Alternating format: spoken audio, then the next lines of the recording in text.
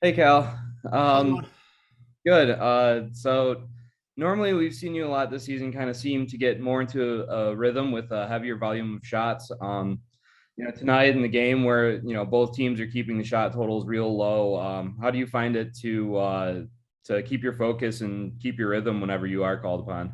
Yeah, I mean, there's a variety of different types of games. I thought, last night we played really well, and we limited their chances last night. And I thought there was going to be a lot of the same tonight. They added Poganski, which makes their team better, but we're playing pretty good hockey right now. They're a really good team over there. They're very structured. Obviously, they're missing some key pieces, but the structure stays the same, and it was a gritty game. It could have gone either way. Obviously, we had a lot of power plays, and both teams had power plays in overtime, and it's tough to obviously letting both in the shootout. There hasn't been many shootouts, but it's frustrating not making those saves for the guys that battled. But we'll take the point and get ready for Cleveland.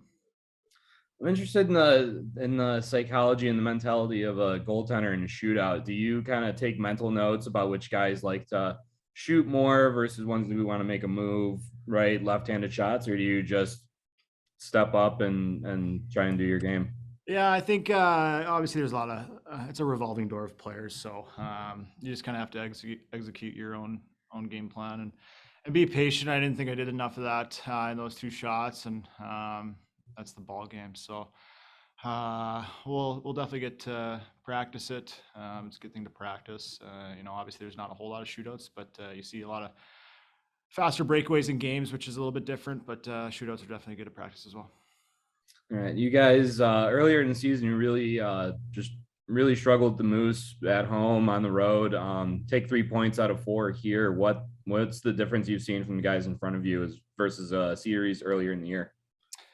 I think you got to definitely take into account the amount of guys they're missing. They're missing some very good pieces. I think the Jets are in a bit of a COVID protocol problem, so we wanted to take advantage of these games. And obviously, 3 out of 4 points is a good weekend.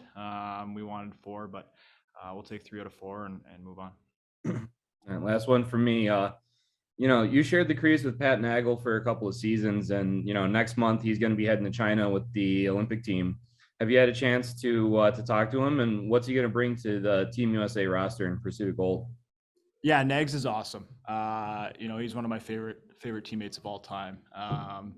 I texted him right away. Very excited for him. Not surprised though. He's a great goaltender. He's had success at the AHL level and the East Coast League level for a lot of years, and for him to get that opportunity, I'm very excited for him, and I'm looking forward to watching him over there. Thanks, Scout. Hi, Anton. I So last month I asked you about the biggest goal you scored in your career, and you couldn't really think of one. I suppose after last night, that's kind of changed. Do you get like big feedback from friends, family, teammates for that overtime winner? yeah, of course. It was a couple guys and families and stuff who texted me and said it was a nice goal. So it's always funny when you score goals and people like it.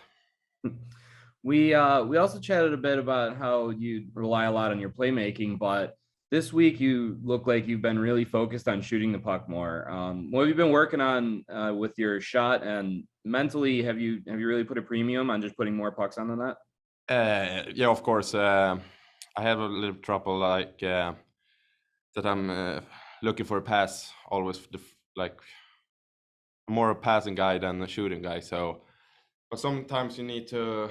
It's better to take a shot to the net than create chaos there. So you don't score if you don't shoot. So I'm just trying to get that in my mind to. If I don't have a really good passing line, just take a shot. So. With the power play, other than with those 5-on-3s and man advantage in overtime, didn't really get a whole lot of clear entries into the zone and chances to set up against this Moose penalty killing unit. What are you seeing from your eyes that the team needs to work on to kind of clean that up and get more pucks to the net? Yeah, we have had a pretty tough time in power play. So think just keep it simple and don't think about it too much. Just make the plays we have talked about before the game and trust it. So I think it will be better. Thanks, Jonathan. Thank you. During that overtime, though, towards the end, you guys had the power play, and you guys really, it felt like you guys kind of dominated during that moment. What was going through your mind while that was going on?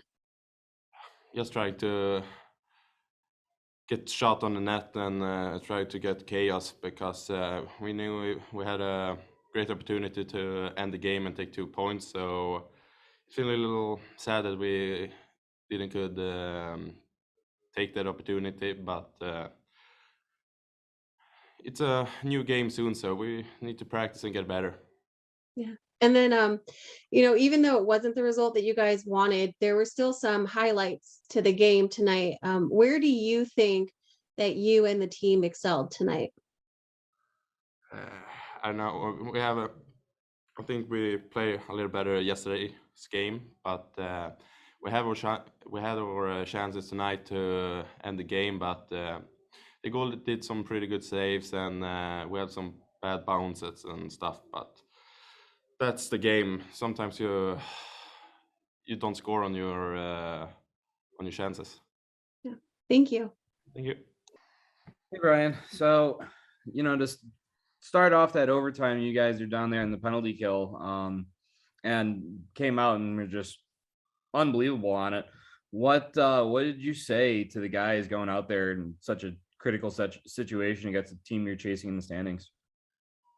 Well, it was a big kill. I mean, I think Crisco, Witter, myself kind of got together with Matt McDonald, our penalty kill coach, and he told us what to expect and kind of certain things that they might do or setups that they might have, and just a refresher. When you get onto a 4-on-3, you don't see too many of them. So the guys did a good job blocking shots, all the guys that got out there, so and picks as well. So yeah, the guys did a good job on it.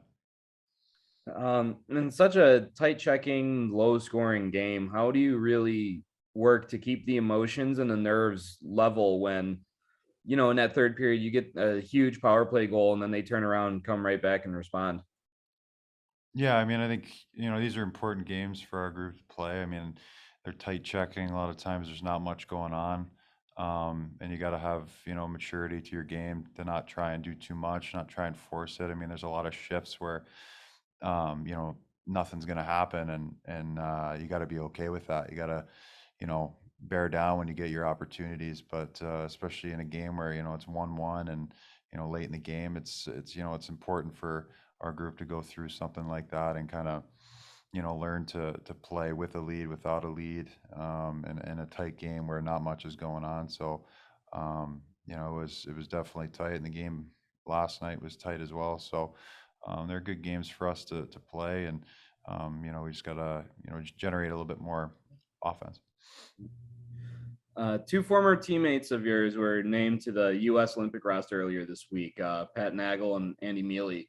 You've played with both of them. Have you had a chance to kind of reach out and talk to them since the rosters were announced? And what would you say would be their best qualities that they're bringing with them in pursuit of the gold? Yeah, I talked to Pat Nagel a little bit. I haven't talked to Meals, but two guys that first of all, great people. I think I enjoyed my time playing with them when they were here, and Mealy, obviously a guy who was dynamic on the power play, and just a competitor too, for a guy that was a little bit undersized, and he gave us a chance to produce a lot of offense when he was here, and he did that as a leader as well. So he was a guy that we relied on a lot, and he was a great guy in the room, and helped me and the leadership group that was here when he was here. And I can't say enough good things about him. And obviously Nags, he was here for a little while, and just a great guy in the room. Helped young goaltenders along, and gave us a chance to win every night. So I couldn't be happier for those two guys. They deserve it. In one of the lighter moments of the game, we watched Luke Witkowski kind of peel a forechecker off your back and ragdoll into the ice. Do you feel a little more comfy in your corners when you got a guy like Witter that's watching your back? Yeah, yeah, I think everybody does. I mean, he's tough as nails. I mean, he cares about his teammates, and you know, he shows up to work every day. So, you know, we're lucky to have a guy like that who's willing to stick up for his teammates and you know, play as hard as he does every night. So, and he's obviously a great leader in the room. He helps me a ton, and you know, he's a good person to have in the room and on the ice. Thanks, Brian. Yep. Okay. Hi. So tonight wasn't exactly the result you guys wanted, but there were still some positives that did happen tonight.